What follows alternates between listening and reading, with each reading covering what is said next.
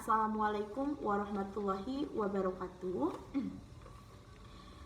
Perkenalkan, nama saya Sofi Lidia Zahara dari kelas 2C, Prodi Pendidikan Fisika, Fakultas Tarbiyah dan Keguruan, UIN Sunan Gunung Jati, Bandung. Di sini saya akan mereview pertemuan keempat mata kuliah ilmu fikih mengenai ijma sebagai sumber hukum ketiga. Nah, baik, sebelumnya saya akan menerangkan mengenai pengertian ijma. Nah, ijma tersendiri ini terbagi menjadi dua, ada ijma sahabi, ada ijma saja. Nah, apa sih ijma sahabi? Ijma sahabi ini adalah ijma kesepakatan atau perundingan para sahabat. Siapa aja para sahabat? Para sahabat ini adalah mereka yang hidup semasa Nabi Muhammad SAW. Nah, yang kedua ada ijma saja.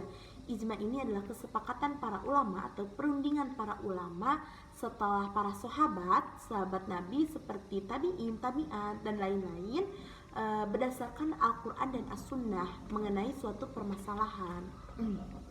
Di sini saya akan menerangkan mengenai madhab.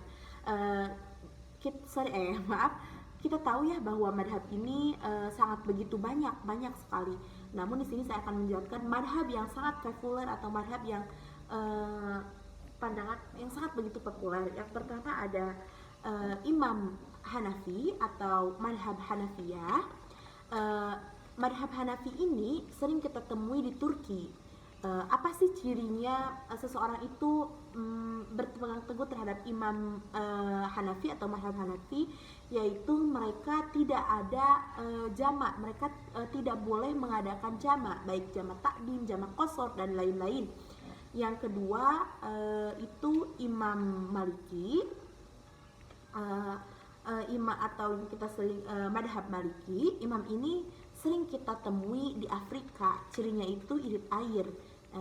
Kenapa irit air? Seperti yang kita ketahui ya, bahwa di Afrika itu sangat kesulitan air, sangat kesulitan air, makanya dari itu mereka sangat irit air. Contohnya aja ketika dalam berwudu, memang wudu pandangan Imam Maliki ini sangat begitu sulit ya, dalam melakukannya. Namun mereka itu ketika membatalkan wudunya itu begitu sulit, bahwa ketika mereka bersentuhan dengan orang-orang tidak apa-apa. Berbeda halnya ketika orang yang ketika bersentuhan itu sangat mudah ya, seperti Imam Syafi'i. Namun di saat pembatalan mudah, praktek perwuduan juga mudah. Nah, begitulah Islam mengajarkan sangat mudah, bukan? Nah, yang ketiga ada Imam Syafi'i atau madhab Syafi'i, sering kita temui di Asia. Nah, seperti di Indonesia itu sangat populer ya Imam Syafi'i ini. Selain di Indonesia, di Malaysia, Singapura, Thailand, dan lain-lain, intinya sering kita temui di Asia, di Brunei dan lain-lain ya. Yang keempat ada Imam Ahmad Hambali atau madhab Hambali. Ini sering kita temui di Jazirah Arab, terutama Arab Saudi. Nah, baik, dari keempat imam atau madhab tersebut itu, mereka telah sepakat bahwa sumber hukum Islam yang pertama ialah Al-Quran, dan sumber hukum Islam yang kedua ialah As-Sunnah. Namun untuk sumber hukum yang ketiga ini mereka berbeda pendapat. Nah, pendapat mengenai sumber hukum Islam yang ketiga ialah ijma, yaitu pendapat Imam Syafi'i. Mereka keempat yang lainnya juga mereka berpendapat bahwa seperti ada istihad, istilab, dan lain-lain. Maaf kalau penyebutannya salah ya. Nah, jadi yang telah sepakat mengenai sumber hukum Islam yang ketiga ini ialah ijma, itu Imam Syafi'i. Nah, banyak sekali ya permasalahan di dalam fikih ini. Salah satunya yang sering kita temui atau populer di Indonesia yaitu mengenai bid'ah. Bid'ah tersendiri yaitu kebiasaan atau yang tidak dilakukan oleh Nabi atau yang tidak ada dalam Nabi, ataupun bid'ah itu adalah banyak orang yang menafsirkan bahwa itu segala sesuatu yang tidak ada pada zaman Nabi.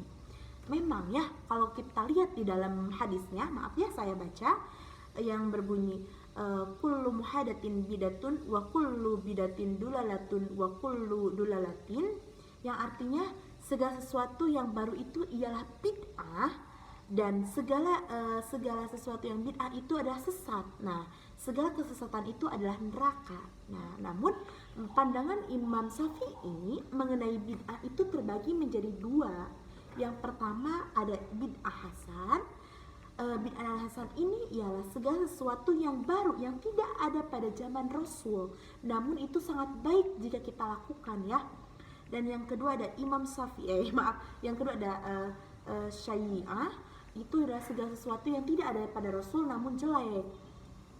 Yang kita ketahui ya bahwa fikih itu berkembang, terus berkembang ya, tidak pasif. Makanya dari itu segala sesuatu fikih harus diperbarui, dikarenakan kita itu zaman terus berkembang, tidak mulu ada pada zaman itu gitu ya. Nah, begitulah agama Islam mengajarkan yang sangat mudah, tidak begitu sulit, seperti yang kita ketahui di dalam surat Al-Baqarah ayat 185 yang berbunyi yuridullahu bikumul yusra wala yuridu bikumul usra, yang artinya Allah itu menghendaki kalian kemudahan, tidak menghendaki kesulitan. Jadi kita tahu ya bahwa Islam itu sangat begitu mudah ya. Makanya gitu kita sering ketemu ya bahwa fikih fikih modern, karena fikih ini itu terus berkembang dari zaman ke zaman, akan terus mengalami perubahan dikarenakan karena zaman itu kan terus berkembang, maka dari itu fikih itu juga berkembang. Nah, ya. Cukup sekian dari saya, mohon maaf bila ada kesalahan. Jika ada kesalahan itu berasal dari saya sendiri, namun itu kebenaran itu berasal dari Allah. Wabillahi taufiq wal hidayah. Wassalamualaikum warahmatullahi wabarakatuh.